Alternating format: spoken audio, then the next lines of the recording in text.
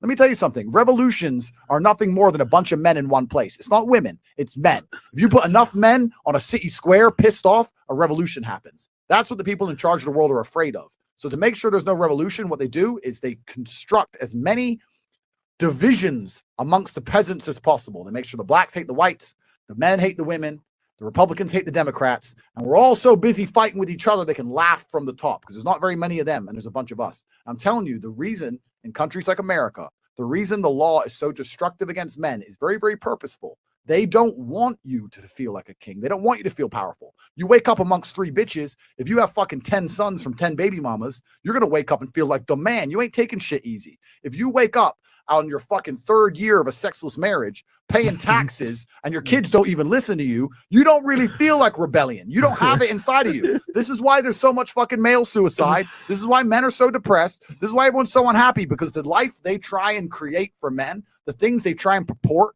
the ideas they try and make us subscribe to are depressing. They want you as a tax slave. They want you as a tax slave. They want you in a sexless marriage with some old fat bitch who hates you. That's what they want. Afraid to leave because they'll take your house and destroy your life's work. And they want you to sit there and pay your taxes until you fucking die. This is all done on purpose. None of this is an accident. It's all very purposeful. And in countries which are not like this, in countries where men still have that masculine essence, in countries where they're still in control of their own household, when the government tries to become tyrannical, it's far more difficult to do because the men get together and say, you know what, women, clean the house. I'll be back in 2 hours. I'm going to tell these guys to get fucked. And that's the reality of it. This is a control mechanism along with everything else. Everything you see on TV, this is my final rant. Everything you see on TV is a control mechanism. All the shit they put on Netflix is a control mechanism. Telling you that you have mental problems you don't have is a control mechanism. Telling you, you can't focus on anything for 2 minutes because you have ADHD, or you're depressed and you can never fix it. They're trying to control you. They're trying to dampen your life force. Making sure your woman doesn't listen to you is a control mechanism. Making sure you can never leave her without being financially destroyed is a control mechanism. It's all control mechanisms, all of it from head to toe. You have to resist the slave mind. You have to look at it all and understand they are trying to make a slave of you. And when I say slave, I do not mean slave likely. I mean the word slave. They are printing money from the sky and you're giving up your life for it.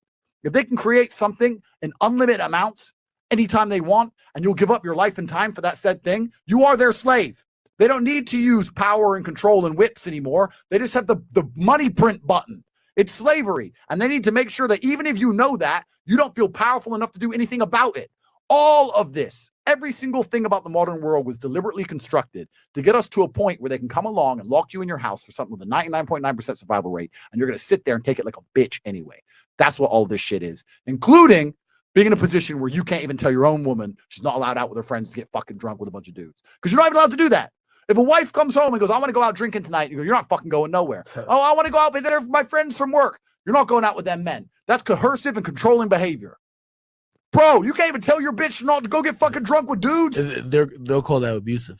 You're an abusive misogynist. You're Andrew Tate. Cancel him. It's insanity, and it's all done on purpose. I don't want anyone to sit here and think this is some accident we've arrived at, or that we're here now and it's no big deal. This is very, very purposeful, because when you destroy the warriors of a society, that's how you usher in slavery. First thing the Romans did when they conquered the Greeks is kill all the warriors, all the fighting age males. You leave the soy boys and the bitches, and then you can conquer it. Done.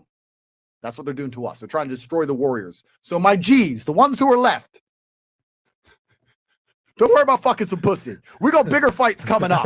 We got bigger wars coming ahead of us. So if you want to fuck some pussy, go fuck it. Because I really believe the next 10 years are going to be difficult for men of stature. I really believe that. So that's my final speech. Came here, delivered the sermon. I'm telling you, it's very few. And by the way, I see Myron over there. He knows he ain't never seen me this speechless and just taking in game ever.